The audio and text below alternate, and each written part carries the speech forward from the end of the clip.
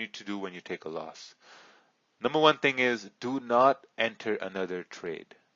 This is key. When you take a loss, you're forced to enter in the same bias, or you up your lot size, you take the trade, or what happens is like you go into this cycle of revenge trading. I've seen this happen a lot of times. Some people are here, they were really active in the first week when they joined, and the second and third week they just went quiet. But they're still trading, right? You just went quiet. And when people go quiet, that's a sign of falling into the cycle of over trading, over risking, not knowing what to do. So if you're taking losses silently, I would say speak out. Speak out. That's bad. It doesn't help anyone when you're in a dark room just stabbing yourself. It just makes no sense.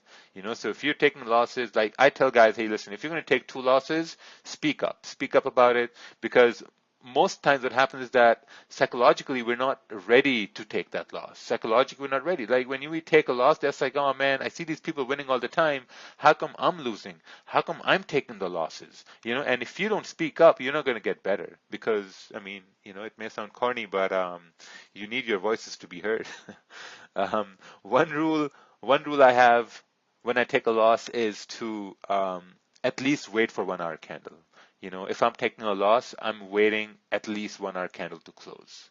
Because, if I took a buy and price went down, then maybe my analysis was wrong. And if price went down, it doesn't mean I'm going to take a sell right off the bat. I'm just going to wait. Because when you're taking a loss, you have triggered a very strong emotional state in your mind. A loss is something bad. It's bad for confidence. It means you're not a good trader. It means like, things shouldn't be happening to you. So it's really important to just wait, because statistically, now I've read a lot about human psychology and emotions, and statistically speaking, when someone goes through a very, very strong emotion, let it be like happiness or sadness, it takes at least an hour for those emotions to die down. So you need to give yourself time emotionally to accept it, process it, and then make another decision. It's like when you give someone bad news. You give someone bad news, you're like, okay, well, let's just give them time, let them process the information, let them figure out, what to do next, and then proceed with the next steps. Same thing here. When you take a loss, just step back. You've taken the loss, now you got to step back for at least an hour and really see what's going on. Because if you are wrong in a market, if I'm wrong in a market, that's a huge deal, because my family's bread and butter depends on trading. It depends on some other things too, but mostly it's trading. And if I'm wrong, that's a huge deal. So I have to figure out, why was I wrong? What was there that I missed? Did I miss something, or was there something I ignored, or was it just a probability loss? Like sometimes when you're taking a trade, and what might happen is that price may not have enough probability to go in your way, and at that point I say it is what it is. You just can't change that. Always ask why. Whenever you're taking a loss, just ask why. Why did this happen? Like if price was at, let's say, resistance, and you had candles coming down here, and then all of a sudden you have a candle that went up like this, always ask why. Why did this happen? What sometimes guys do is like they'll take a sell over here, and if they get stopped out, they'll take a buy like that. Like with a snap of finger, they'll be in a buy. But the main thing is to say, okay, why is this happening? Because when you sit back and ask why, that's when the learning starts. Then that's when you start learning. Because when you're asking why to things and there's no one to explain to you in the moment, you're making assumptions on your own, and then based on those assumptions, you're making notes. You're making mental notes that, okay, maybe this is the reason it's happening, or maybe once this candle broke the high of the previous one, then it had to go up, because for price to go up, price has to make higher highs and higher lows, right? So if a candle is breaking a high of the previous candle, it would logically make sense price to go up. And then you're going to make a mental note about it, and you'll make a mental note about it and say, well, okay, this happened yesterday, and today, if this is happening again, maybe I can execute a trade. Right? So instead of entering a buy right after you take a loss, what you've done is sit back and you've seen, okay, why? How how is this happening? How can I enter this trade the next time it happens? That's when learning actually begins, because now you're in a very stable emotional state. Um, our next point is, what did you miss? Was there like a support, resistance? Was it like a candle with no wick at the bottom? Was the high time frame bullish and you took a sell trade? Like there are a lot of different things that you will learn the more you start asking why. Or how could you have taken the opposite trade? If you took a sell, how could you have taken a buy? Because someone took a buy. Like if you took sells and you lost, someone was in a buy and they won. Maybe you got to start to look at that.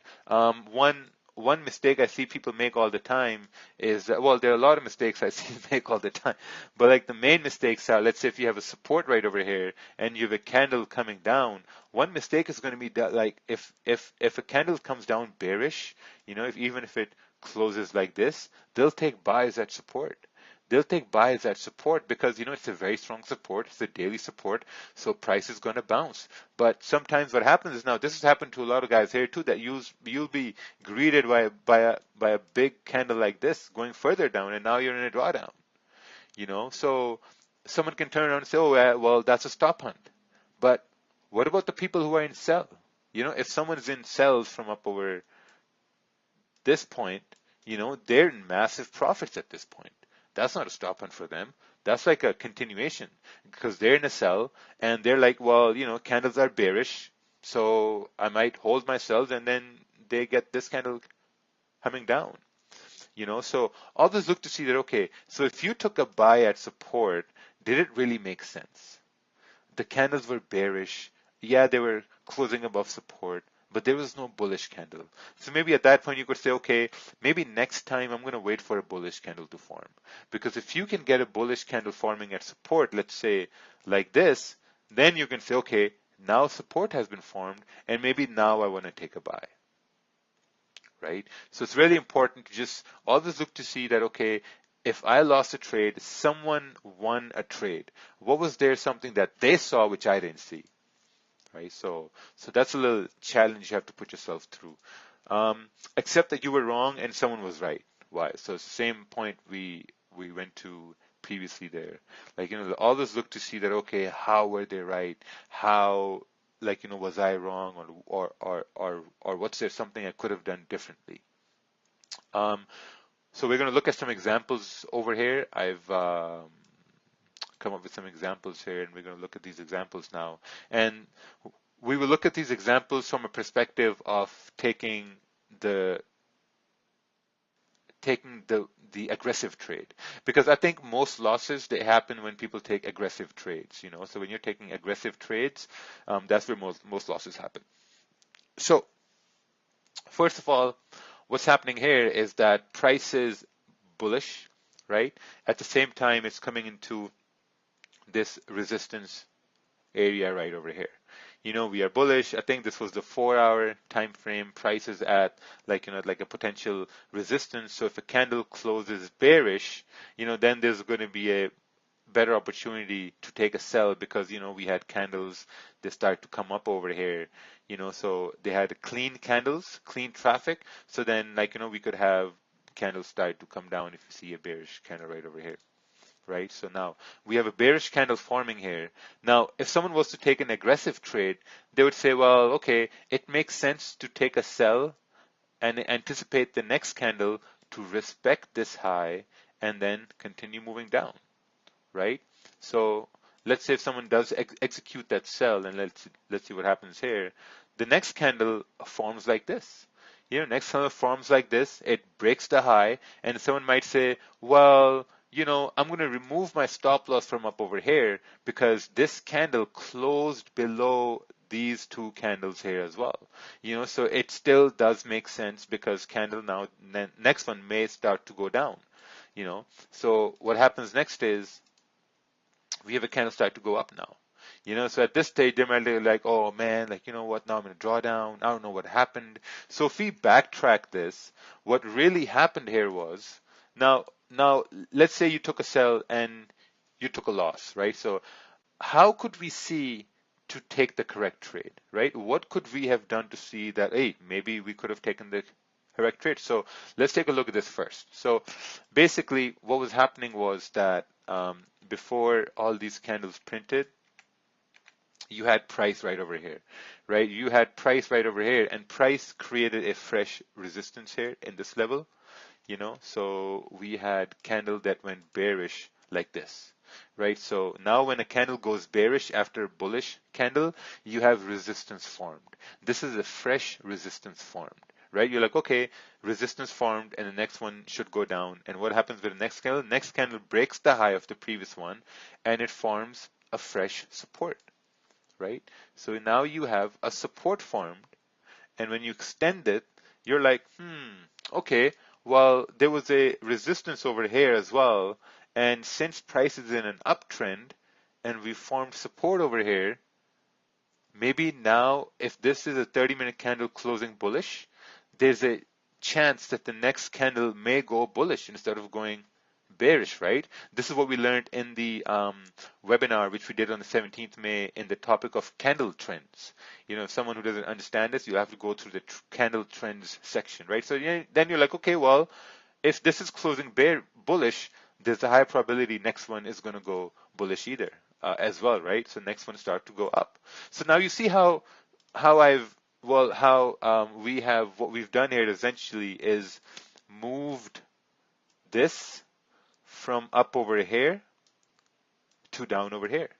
Now it makes much more sense, right? So before we had it up over here, it made sense to say that, okay, well, I guess we're at some sort of resistance right over here and price may start to go down.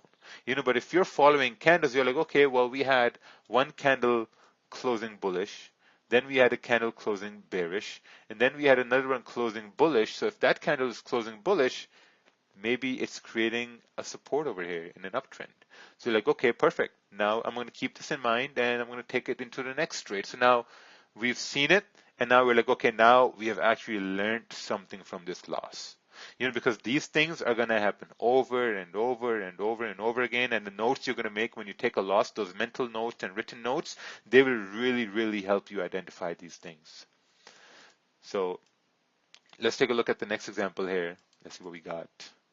All right, so we have a candle that's closing bullish, right? We have a range here. We have a range up over here.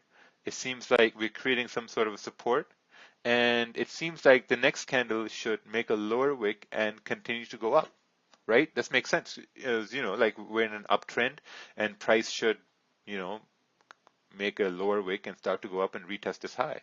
I mean, that's going to be a better opportunity, and let's see what happens here. Oh, okay, perfect. We're starting to go up, and at this point, let's say someone has missed the move, right? Let's say aggressive traders took a trade down over here, right? And then this candle formed, and some people who were like, okay, you know what? We're probably going to wait. We're going to wait for a confirmation, and this candle forms like this, and then you're like, okay, perfect.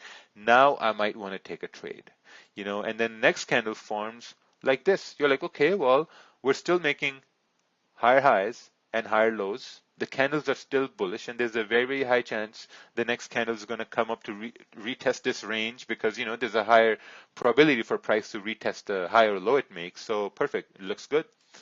And the next candle happens like this, right?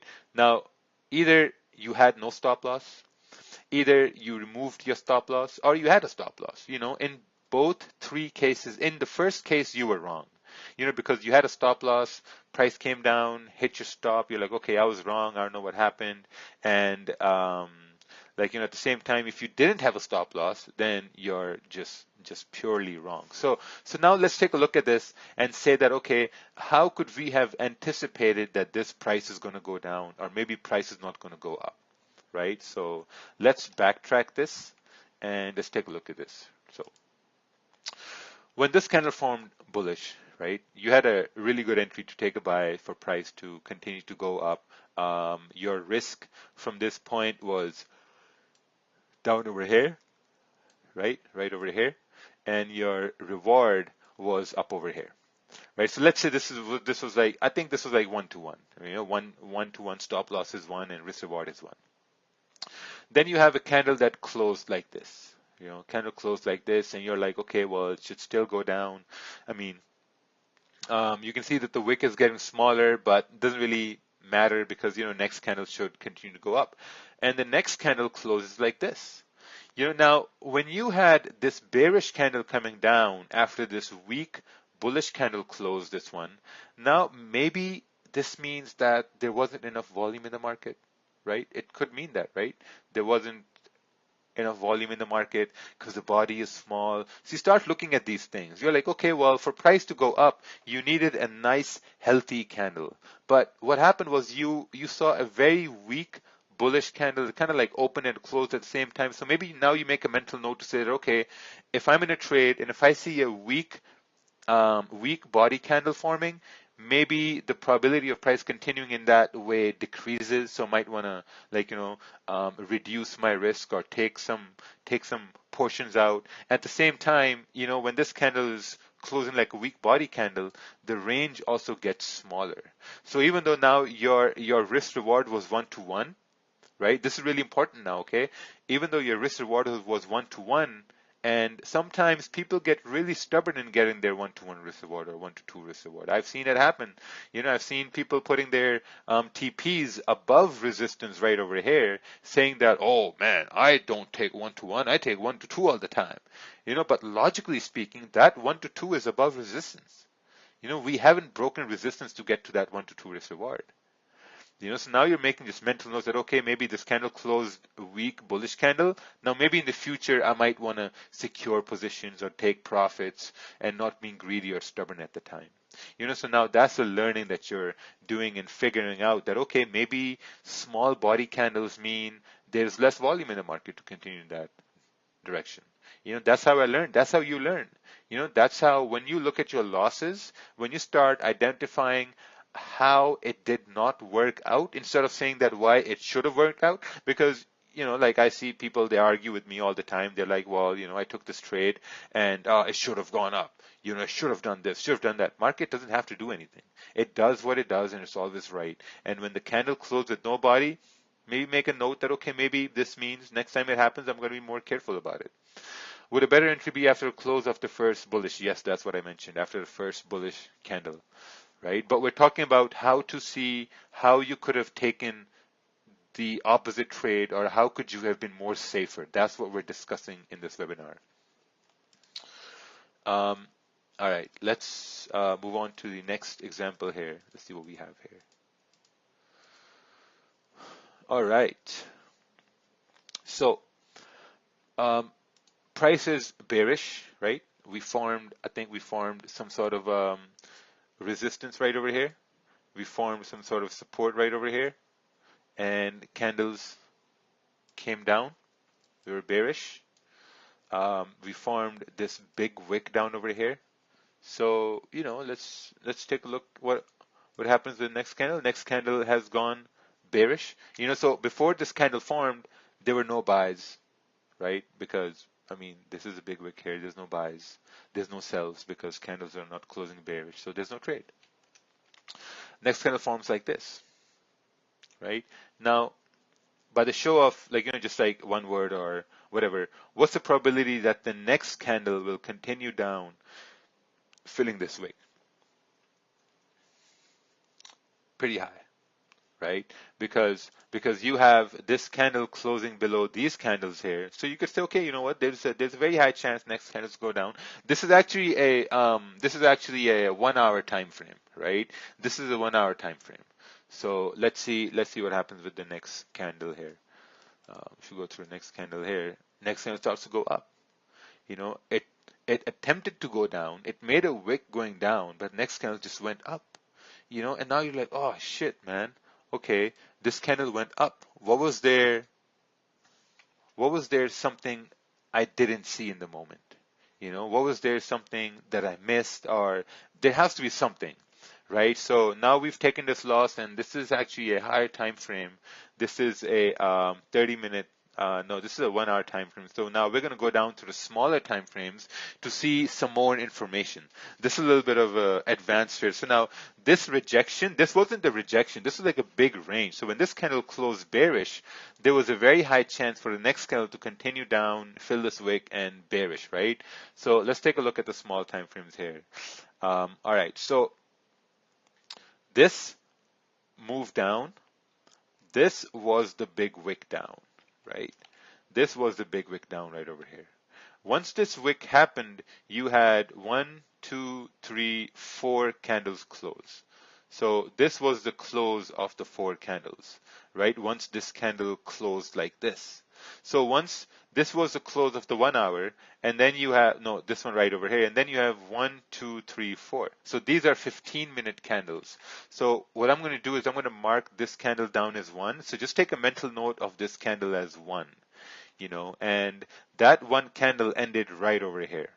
This was the close of the 1 hour candle. So if we draw a support and we're like, okay, well, the 15-minute candle closed bullish, even though the 1 hour candle closed bearish, but the 15-minute closed bullish, right? So if the 15-minute closed bullish, maybe should have seen some sort of a break below this area from the next 15-minute candle to go down, or maybe should have seen some sort of a like a rejection from over here to go down, right? So now if we're looking at the 15-minute time frame, it doesn't look like a sell after this 15-minute candle close, right? Because the next one started to go up because the previous one closed bullish. So this is the start of the next 1 hour here. This is number 2, right? So it started right over here, and the next one went up further. So now the cells are gone.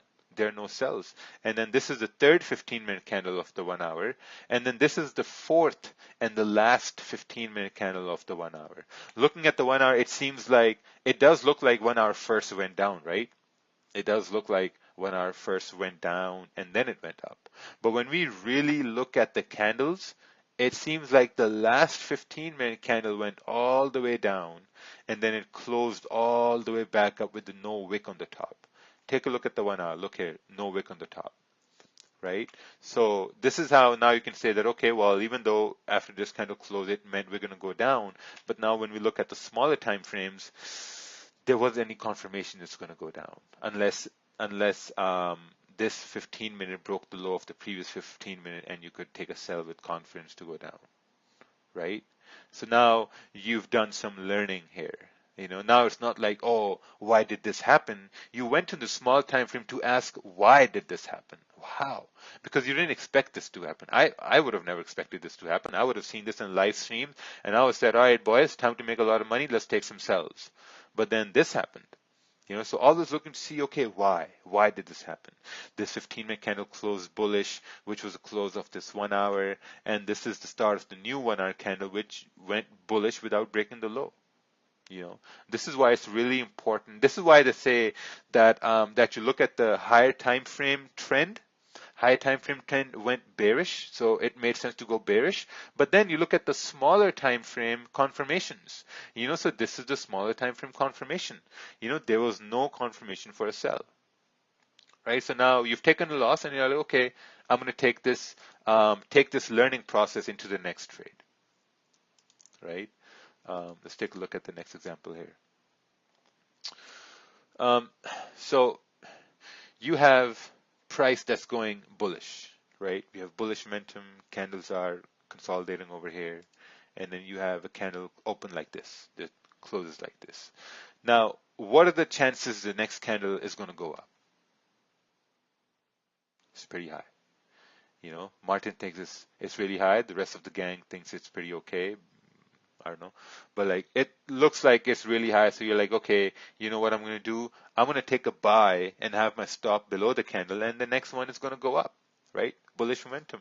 And then you have a candle that breaks the low over here, right? And it closes bearish. Now, two things are going to happen. Either you're going to have a stop below the bullish candle and you're going to say that, okay, I'm safe. I had a good stop loss. I'm safe. But why? Why did this go down? Because we had these candles closing dojis, and then you had this bullish candle closing. Next one went down. Why? what was there something I missed? So now what you're going to do is now you're going to look at the smaller time frames again for more confirmation. Gur- Gurav said resistance. Maria said lower time frame. That's absolutely true. Now we're going to look at the lower time frame and see what was happening. So what was happening here was this is the lower time frame right over here, right? This is the 15-minute time frame, and this is a 30-minute time frame, right? So now what's happening is, oh, EJ. Yeah, this was EJ. You guys remember who took this trade? Yeah, so basically on the higher time frame, what we see is that there was resistance forming here, right? And then you had this candle that's closing above resistance, above these candle closes, making it look like, okay, now we're going to start to go up, right? But when we go down to smaller time frames, what we find is that, hey, maybe on the smaller time frames, we had this resistance here. Where's my box? We had this resistance here. And then what happened was, and then the next candles, they respected that area. You see this big wick up over here? This big wick up over there is from this candle right over here. Right? On the smaller time frame, we did wick up, but we closed below resistance. So this is something that we missed, right? Something that we didn't see in the moment. So something that was missed, and then we tried to take a trade, and it didn't really work out.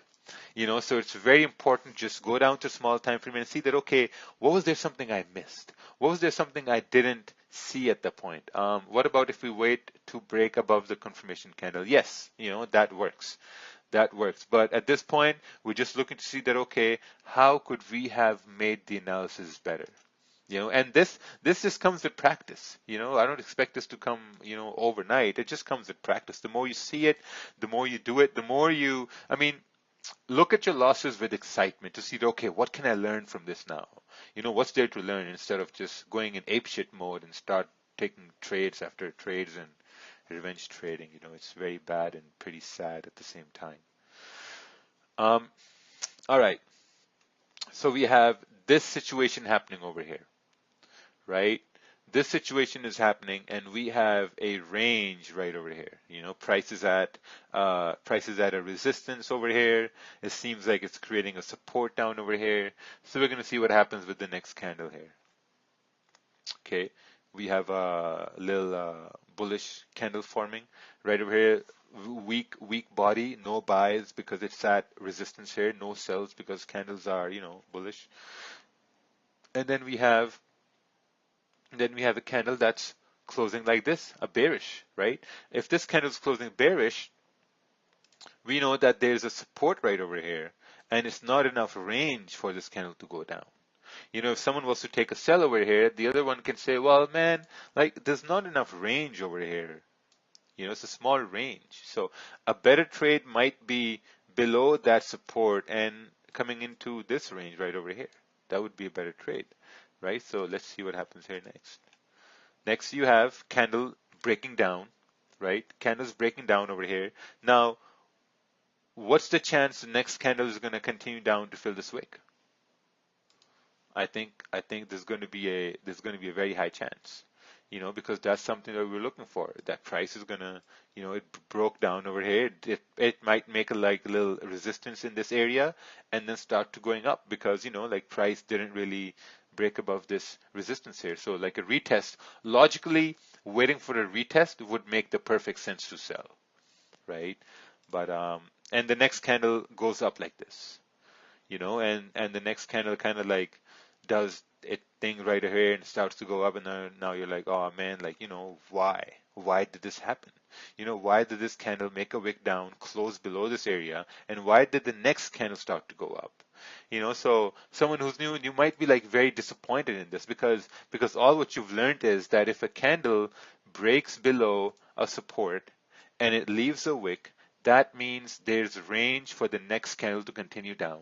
And you take that trade, you're like, you know what, I feel really good about this trade and I'm going to take this trade. You take the trade and then price goes the opposite way, right? And now you're like, oh man, why did this happen? Like, let's say if you had a high risk trade, you've lost more than you wanted to lose, or if you were over trading and this was your fifth loss, and now you're like, man, like these things does not make any sense. So now what we're going to do is we're going to look at it from a perspective that okay, how did not work? So now these are the smaller time frames, right? And this is the higher time frame. So we're going to look at this candle right over here, this candle that formed. This candle, when this candle closed, the close of this candle was this candle right over here. Because, this was the first candle went down, next one went down to make a liquidity wick, and then it closed right over here. So essentially now what happened is maybe it's created a support at this point, at this candle when it closed, so we formed a potential support. So when the next candle formed, which was when this candle formed, this candle didn't have to continue down because on the smaller time frames, it created a support. So it went up and then it came down and it just started to make this, start to respect the support. So now you're looking at the smaller time frame, then now it makes sense. Now you're like, okay, you know what?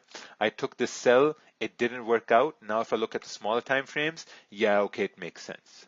It makes sense that we created a support here and we wanted the next candle to go down, but it had to close below the support to go down and it didn't. So yes, that was a bad trade. Right? So that's how you're looking at losses. Whenever people send me charts with losses, I always tell them, okay, go back to the chart, look to see how could you have taken the correct trade.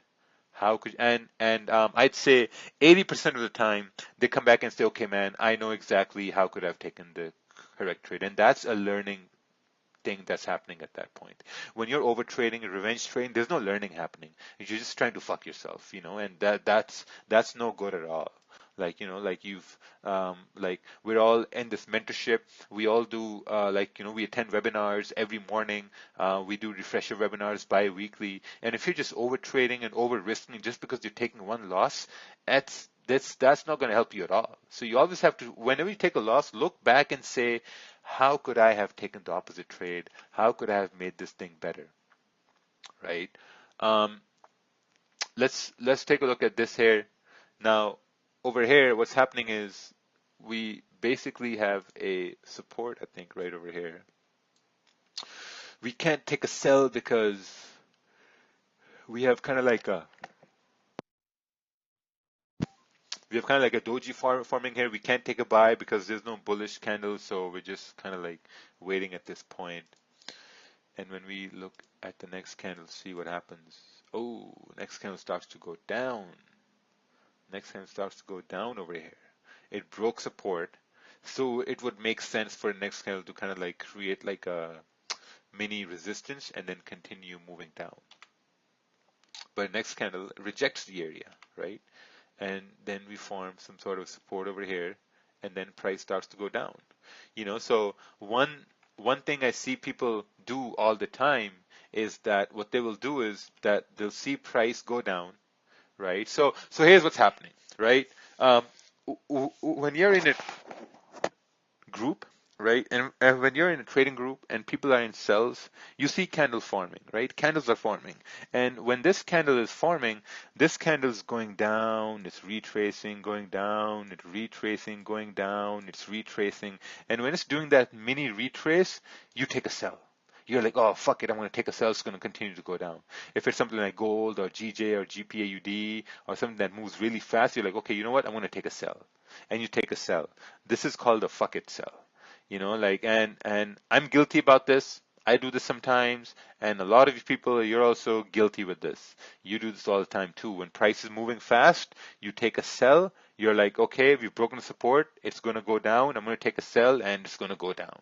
Essentially, you're selling the low. And when you sell a low, what happens is that the next candle starts to go up. Now you're like, oh, shit, I'm in a drawdown right now. So people send me charts at times too, and they sell the lows or they sell the highs. And that's a very bad practice, because whenever price is making a low, right? Whenever price is making a low, that means it's trending down. You have to wait for price to create a resistance or something. Whenever price is creating a high, it means it's trending up, and you need to wait for price to create like a minor support to continue to retest that high. It's very, very important. So at this time here, if you're taking a sell down over here, you're essentially selling the low. And then you see price come up, and a more conservative trader is going to say is that, okay, this candle closed bearish here, so we're going to do the same thing we did previously. We're going to move this, okay, now it's creating bearish candle, there's a resistance forming, now it makes sense for the next candle to go down. And then you have a nice day, it comes down, you take profits or you secure profits or whatever you do, and price does what it has to do. But now you've learned something here, right? What you've learned is that, okay, I took a sell down over here. Maybe a better opportunity would have been to take a sell at a resistance, right? Or let's say you took a sell, or let's say you took a buy up over here and price retraced, then you could say, okay, well, maybe a better buy would have been when price formed like a support to go up, right? So, I mean, these learning things and actually waiting for things to play out is really, really, really important, right? Because what happens is if you took a sell down here, you went in a drawdown, you closed your trade in a loss, sometimes you take a buy.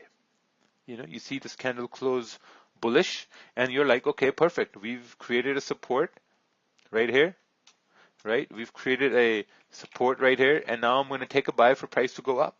But that's happening because now you're over trading.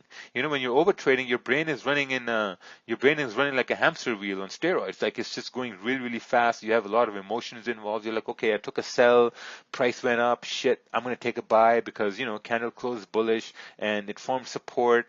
But if you look at logically, price just made a low. Price broke the support here to the left, made a low. Now logically, price should respect that low. That would also be trading in a range. Yeah, but we're just looking at it from an example perspective, like from an example perspective here. So yeah, so it's just about the fact that how much you can look at your loss and see that, okay, what can I learn from this loss? Let's take a look at this example here. I think this is our last example here. All right. Now, there's a very high chance price can continue moving down, right? Because what happened was we created a support, right? This candle closed in the wick at the bottom, which means there was no range. So next candle formed bullish, right? At this stage, someone would take a buy saying that, okay, the candle closed bullish, there's a very high chance price will continue to go up. But at the same time, what would happen is that someone else could say, well, like, the candle has closed with a small body. So I don't know if there's going to be enough range. And the next candle starts to go down. And then someone can argue, well, okay, if we've broken this support, it would make sense for price to create some sort of a resistance and then continue moving down to fill this wick. That would be the most logical thing to wait for like a mini resistance and then continue down to fill this wick. And next candle starts to go down. Perfect. Starts to go down. You're like, okay. And someone might say, okay, you know what? It's starting to come down. Maybe it's not going to make a resistance, so I'm going to take a sell. Yeah, see, it looks like it's in momentum. So we're going to take a sell because we already created a resistance here and price should continue to go down. But in reality, what happens is that you have a candle forming like this and next candle forms like this, and then it starts to go up. And at this point, you're out of the trade. You're like, oh man, this sucks. I don't know what was going on, and I'm not gonna trade anymore. Now once you're done, once you've taken that loss and you've not analyzed what's happening is now, can someone in the chat tells me what's gonna happen next here? Like what do you expect to happen next? Up or down? Like what's the probability of it going up? Probability of going up is really low, right? Is really low. So why is because obviously everyone now knows is that, okay, we've made a low over here, we've made like a resistance and this candle has closed bearish, left a wick. So there's a very high chance for the next candle to start to continue moving down. So at this point, this makes sense now, because now once price is made a low, over here, it just makes logical sense to wait for price to create a resistance in order for it to retest the low, right? At the same time, someone could argue that, okay, well, we had, let's say, let me see here. Someone can say, okay, well, we had a resistance right over here, right? Resistance right over here, and this candle broke above this area. Now this is a breakout candle, and the next candle should continue moving up because we got a clean range over here, and so someone's going to take a buy, and someone takes a buy, and the next candle forms like this. Now when you're in a buy and next candle forms like this, you could still argue that, hey, the next candle, now there's a very high chance it's going to continue to go up because this little baby doji bearish candle closed above the support. But in the same way, this candle, it closed above support, but it's still closing bearish, and not neglecting the fact that we've made a new low. So let's suppose we're still in a buy here waiting, and the next candle forms like this. Right? Next candle forms like this, and what happens is, let's say you had a stop loss and your stop loss was below this candle. Now you've gotten stopped out. Now you've gotten stopped out. So now you're like, okay, hold on. You had a buy, right? You had a buy. Your stop was below the candle because, Raja said had stop below the candle, and you got stopped out. So now you got to look at it this way. Okay, I took a loss, right? I took a loss. How could I have minimized this loss? How could I have made sure that this loss was smaller so that it would have given me more room to take the correct trade later on? What's this question? I don't like questions in the middle of the webinar. In this case, shall we wait to see whether next candle breaks the low? Yeah. See, the reason why I don't like questions in the middle of the webinar is because I answer all the questions if people are patient. So just be patient, right? So, so now you're like, okay, I had a stop loss down over here. How could I have made this smaller? So now when you look at it from a more logical perspective, let's say after trading is done and you're going through your losses, it's very important after trading you go over all your losses. If you're not going over your losses, you're not learning anything, and it's very, very crucial that you start learning from your losses, right? So you took this big loss and you're like, okay, now let's see how could have made this loss smaller. So you could say, well, for price to go up, right? For price to go up, it has to make higher highs and higher lows, right? And if a low of the previous candle is broken, that means price is no longer going to go up. Okay, so when you had this candle breaking the low of the previous candle, you could say that, okay, maybe I could have exited at that point. Because if I could have exited at that point, then I would have saved all these pips lost, and then I would have had enough room in my risk to take the correct trade, which was going down because we made a low and price has now created a resistance here to continue down. Right? So now you've logically looked at the loss and you've said, okay, how could I have made this loss smaller? Honestly, this is how I came up with all the methodologies I have to trade, because I've always looked at my losses to see how could I have taken the correct trade. I've always looked at my bigger stops getting hit to see how could I have lowered my stop losses. Because once you start looking at these things, automatically your losses become smaller. You start taking less losses. Even though your wins are the same, your wins will stay the same. For a very, very long time, your wins are going to stay the same, but your losses are going to get smaller and smaller and smaller. Once your losses get smaller and smaller and smaller, your wins just start looking bigger. It's like you have person A and person B. Person A goes to the gym for a year, he gets decent size. Person B goes to the gym on steroids, for a year, he gets really, really big. But when person B gets off of steroids and he just continues the normal gym for the whole year next, now his body ratio is going to get a little bit smaller, and the person A is going to look much, much bigger. Now, I'm not sure if that was a good example or not, but I think that was a very, very good example here. So that's how, once your losses get smaller, your wins are going to look much bigger. Even though if they're not increasing, they look much bigger, and with practice, you're like, with confidence and letting partials run and this and that, your wins are going to get start bigger and bigger. But the most important thing is always look at your losses and always see how, why, if I take a bigger loss, how could I have made the stop loss smaller? Um, it wasn't, yeah. So those things are very important. Let's take a look here now. For conclusion, always look to see how it was the opposite trade. Now when we go into the next week and we start taking trades, and some trades are a loss and whatnot, always look to see how could you have taken the opposite trade. How was it a bad trade? Whenever you take a loss, always ask why it was the opposite trade.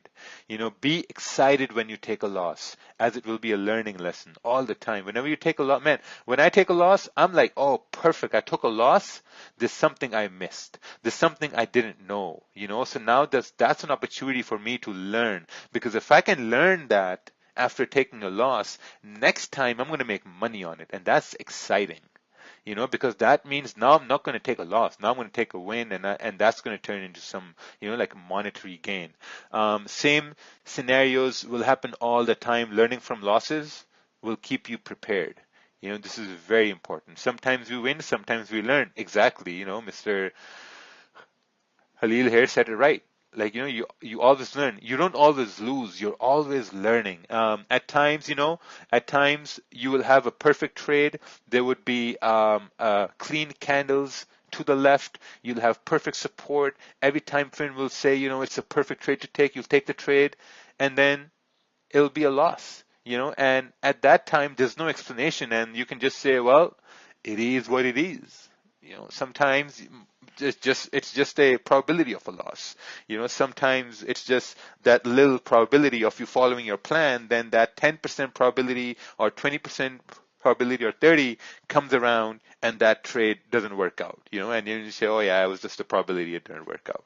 Like a lot of you guys, you send me charts, and some losses, I just say, hey, yeah, it looked perfect. I would have done the same, but I guess the probability wasn't there, right? So, I hope this was some sort of helpful to everybody. Tried the best I can to explain it in a very, very simplified way to see how could you've taken the opposite trade. Sometimes the setup is correct, but you can still lose. Yes, exactly. So this was recorded. This will be placed in the new database later on in the day. I would say look over it 2 or 3 times. Go through it 2 or 3 times, 4 times. I'm gonna look at this as well once or twice after we're done here. So what we're gonna do is we will now do some simulation here, right? So let me just pause this. All right. So what I'm going to do is I'm going to bring my browser at this area. I only have one browser open here.